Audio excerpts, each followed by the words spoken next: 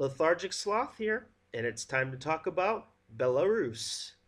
Belarus will be represented in 2018 by Alekseev with the song Forever. If I had to describe this song in one word, it would be space. It kind of feels like during the song you'd be taking a ride through space as you're listening to it. I know they're talking about rain and stuff, but I almost get this feeling like, galaxy and stars. I half expected Slavko from Montenegro last year to come out and start dancing during the song. No, not really, but no, I can picture with the stars and everything as opposed to, being in love on Earth with the rain coming down and everything like that. I think of a space thing with this. Maybe it's just me. Maybe I'm just odd. I don't know. Before I start my review of Belarus, just bear with me. I've had a cold the last couple of days. You can probably hear my voice isn't quite as boisterous as it normally is, so just bear with me. I'm recovering from that. I wanted to record this video earlier, but I sounded like crap, so I only partially sound like crap right now, so I think this is the best we're going to get. So I'm going to just try to push through it here. So this is actually my very first review of Belarus because last year Belarus and Hungary I didn't get to because I started my reviews so late, and by the time I got down I was doing song reviews at the end of the week, and I just had too many videos planned and everything, so I didn't get to review Naviband or Hungary's song. So, yeah, this is my very first review of Belarus. So, to start things off here, Alekseev is a Ukrainian singer, and he finished as a semi-finalist on season 4 of The Voice of Ukraine.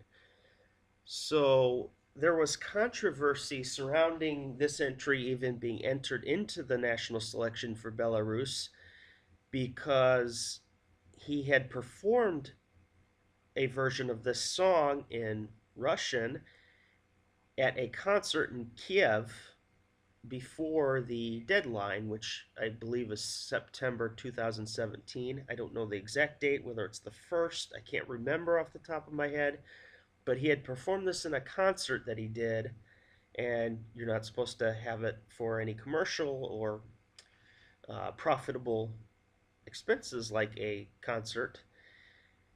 And due to this, there were people talking about dropping out of the national selection. I believe one act actually did drop out of the national selection because they were protesting the decision to make this song even eligible. So there was a lot of chaos and drama, and now that the dust has settled a little bit, some people still vehemently hate or dislike the song for that reason, that he shouldn't even be eligible. I'm not going to get into the politics behind that. I'm just saying what I watched. I watched a pretty nice 5-minute explanation of the whole case, so I'm not going to break it down further than this. I just wanted to say that I'm aware of this, and it's not going to affect my rating or my score or anything. It's is what it is, and we'll talk strictly about the review right now. So, what's good about this song? There is something inherently likable about this song. I can point out a million different faults and things wrong with this song. It's not perfect.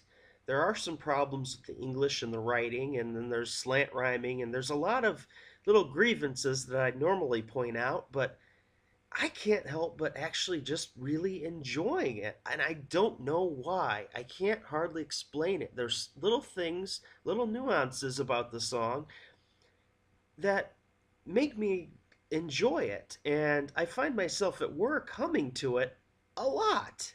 And I'm like, I should hate this song, but it's so interesting, I guess. The melody and everything. I'm confused as to why I like it as much as I do because I part of my brain's like, you shouldn't like it so much. But there's something completely likable about this, whether you hate the lyrics or you hate the singer or you don't like the rule breaking thing. You still find it hard to dislike the song overall because it's a charismatic song, I guess, if I need to put it a certain way. I just really enjoy the song itself, and like I said, I find myself humming to it. So there's that. It's a memorable song. It's one out of the whole list that I can sing along to. I think about this one if I'm thinking about the songs on the list. There's some that are quite forgettable. Well, this one is one that I think of, and when it comes on, I know exactly who's singing it and where they're coming from. So there's that. So it's likable. So what's bad about the song? Well, there's a couple things. There's some red flags with this song for sure. For one, like I said, some of the lyrics are very strange. You can tell that they're not incredibly good with English as far as writing. Some of the English the grammar is really bad. Like I said, there's slant rhyming. Rhyming like dream and supreme is kind of odd. Uh, there's a lot of little things in there that my ears just, what did he say? And then I have to go check the lyrics, and like through magnificent sky, it doesn't really make any sense whatsoever. There are some strange and interesting lyrics. The thing is, though, it does make me go look and check and pay more attention to the song, I guess. I don't know. So yeah, the English is kind of jumbled and messed up a little bit, but overall, it's interesting. The main red flag I have for the song is I heard the national final version. And I'm going to be completely honest. Honesty is what I do here, right? He was terrible. His voice was atrocious at the national finals. I don't know what was wrong. I hear the studio version and I really like it. I really like his voice. Are we coming to another, like, Samra from Azerbaijan with Miracle, to where the studio version is one of the best songs of the year and then you get to the semifinal and it's garbage? That's what I'm worried about here, because the track is enjoyable enough.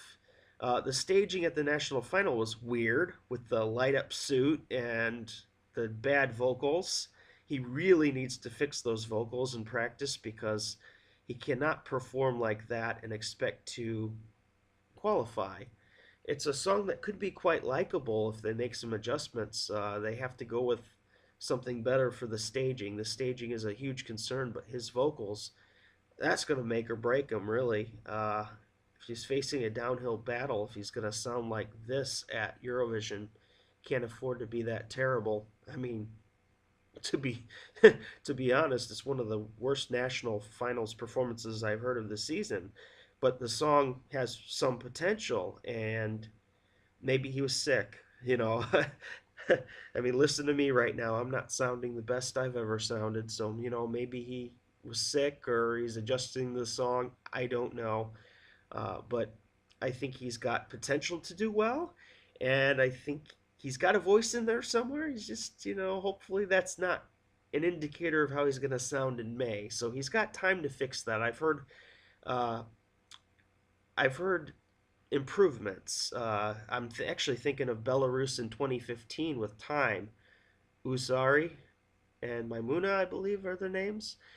And he improved vocally so much up to the semifinals. So, I mean, it's possible. It's possible to get better, but he has to be better than he was during the national selection because that was atrocious. That was awful. And that's going to be his Achilles heel if he sounds like that. Absolutely not with the qualifying. And if he sounds good, the song is okay enough that it could qualify for the finals, potentially. It's likable. I don't know his level of English, his capabilities with the English language and singing. I know if I were to do a song in Russian or Ukrainian, I would have troubles with the language and my song. So perhaps there's a language thing and he just is adapting to that. So, I mean, good on him for trying. But it's one of the reasons why I love hearing people sing in their native language because if you think about the Russian entry from last year with Yulia Samylova with Flame is Burning, I thought had she done it in Russian, it would sound a lot better than doing it in English. And sometimes when you're maybe writing these songs in Russian, Belarusan, however, they wrote the song, sometimes if you translate it over, it just does the translation doesn't go well and the words don't match up. So I don't know if this song was actually written in English to be in English or if it was one that was translated over that was originally in Russian. But uh, there's some concern there, and it's nice to hear songs in native languages if the singer is more comfortable and confident in that language. The song can come across more authentic and genuine. So yeah, if they would consider, changing it, maybe he would sound better live. I think he's definitely got capabilities. If he won a high spot on the Voice of Ukraine, I'm sure he's got a lot of talent.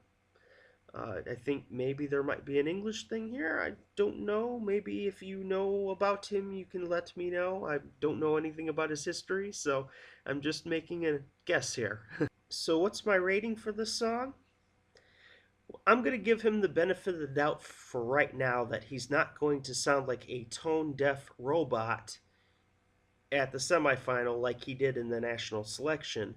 And I'm going to give this song for right now a 7 because I do find it enjoyable. I do find myself singing to it, and I think there's some potential here. It's definitely not near my top. It's not going to be one of my favorites, but I don't dislike it by any means either.